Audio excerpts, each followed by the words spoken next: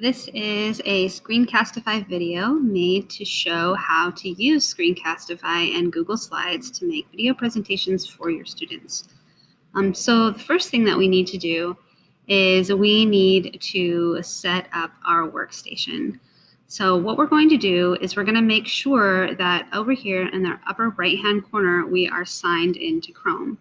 If you are not, then you're going to click on that and you're going to make sure that your sync is on and that you are signed in with your school Gmail account. The next thing that we're going to do is that we're going to pin the snipping tool to our taskbar. This is a tool that you will use all the time when you are making presentations and adding things to your website. So it's best to just have it always available. So you're going to go to search on the bottom left-hand side, and you're going to type in snipping tool. It's going to come up. You are going to go ahead and you're going to right click on that, and you are going to pin that to your taskbar. So just pin it, and it's always going to be down here at the bottom.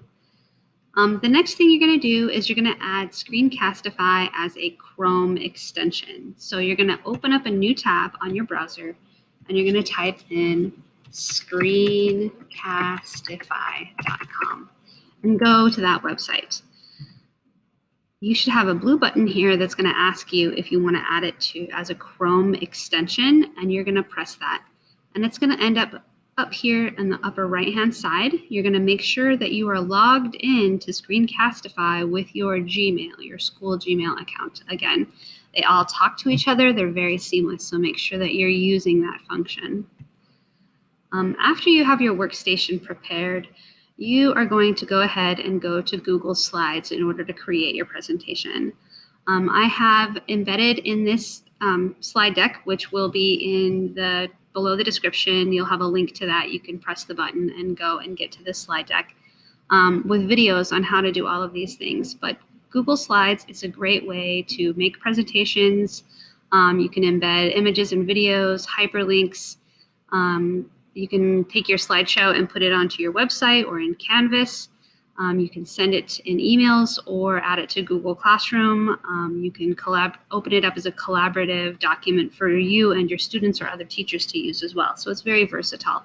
Also, I just discovered something called Pear Deck, which works to make your Google Slides more interactive for students. So you can actually go to add-ons over here after you have your Google Slides open and add Pear Deck as a Google Slide add-on.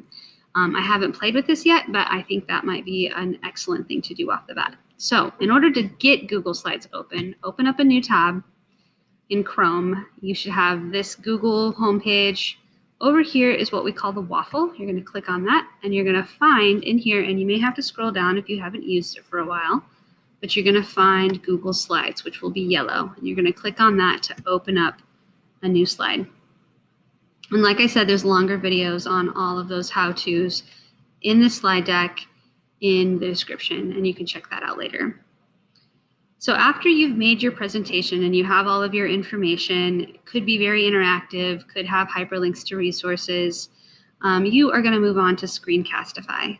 So you've already added Screencastify as a widget, is what it's called, up here in the Chrome extensions. So lots of lingo some people have to learn. You're going to hit this button, and my button is going to tell me that I'm already being recording. So I'm just going to click off of that so it doesn't have to look at me anymore.